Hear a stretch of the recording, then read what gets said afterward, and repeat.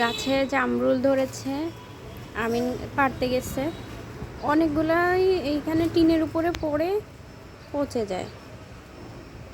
এই যে দেখুন, ও আনতে পারে না, কারণ এই জায়গাটা হচ্ছে টিন দেওয়া তো, আর বৃষ্টিতে পাতা পচে গেছে, ও এদিকে যেতে পারছে না।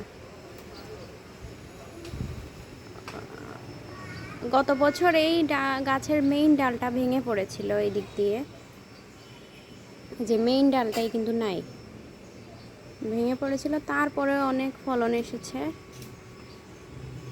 মাশাআল্লাহ, কিন্তু আগের তুলনায় কম।